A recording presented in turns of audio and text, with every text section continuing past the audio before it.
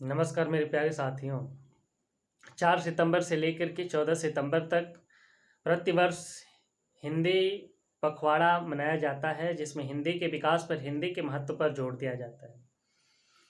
इसी बात को मैं देखते हुए एक वीडियो बनाया जिसका शीर्षक है हिंदी हमारे देश की आन बान शान है। किसी भी देश की पहचान उसकी संस्कृति से होती है और संस्कृति में भाषा का सबसे सर्वोच्च स्थान है। भाषा से ही संस्कृति संचालित होती है। भाषा के माध्यम से ही व्यक्ति एक दूसरे से जुड़ता है। इसी को देखते हुए स्वतंत्रता संघर्ष के दौरान हमारे देश के महापुरुषों ने, क्रांतिकारियों ने, नागरिकों ने अंग्रेजों के खिलाफ, जब अंग्रेजों के द्वारा अंग्रेजी भाषा का वर्चस्व बढ़ रहा था, उस समय हमारे देश के लोगों ने स्वतंत्रता संघर्ष के दौरान स्वदेशी अपनाओ, देश बचाओ का नारा संकल्प और समर्पण के साथ दिया।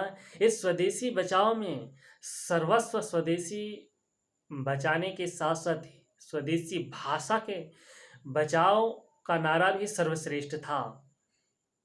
इसीलिए तो स्वतंत्रता संघर्ष के समय, संविधान के निर्माण के समय देश के महापुरुषों, नागरिकों ने अनुच्छेद 343 के अंतर्गत राष्ट्रभाषा हिंदी को राजभाषा का दर्जा दिए और 14 सितंबर 1949 से ये लागू हुआ और आज तक चल रहा है, आगे भी चलता रहेगा, ताकि हमारे देश के राष्ट्रभाषा हिंदी का विकास हो, हमारा देश राष्ट्रीय एकता और राष्ट्रीय पहचान के लिए विश्व स्तर पर विख्यात हो।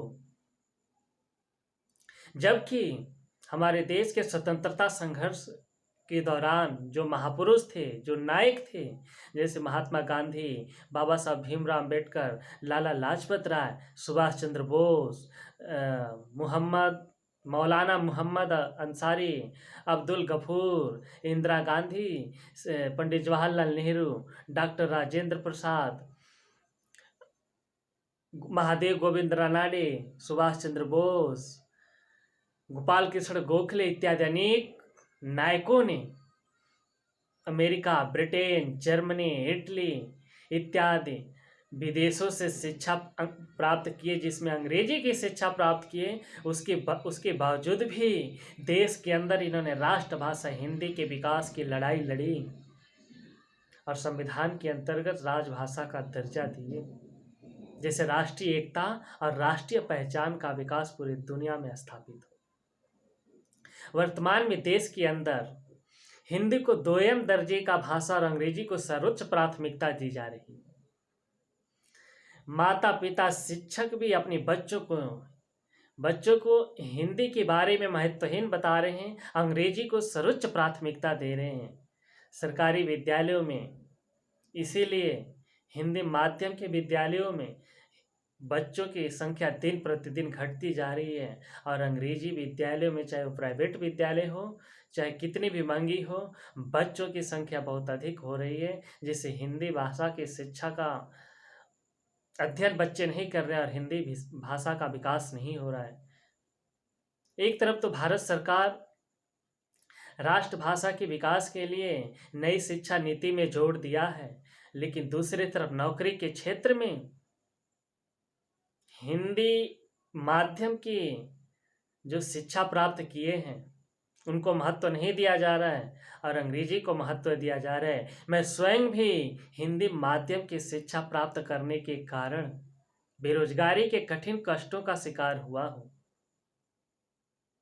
इसीलिए मैं कहना चाहता हूँ कि सरकार को चाहिए कि राष्ट्रीय स्तर पर ऐसा सिस्टम बनाए और कानूनबद्ध तरीके से कि राष्ट्रभाषा हिंदी का अधिक से अधिक विकास करने के लिए हिंदी भाषा में अधिक से अधिक कार्य करने का सिस्टम लागू हो, ताकि हमारे देश के राष्ट्रीय एकता का विकास हो और राष्ट्रीय भाषा का पहचान पूरी दुनिया में स्थापित हो।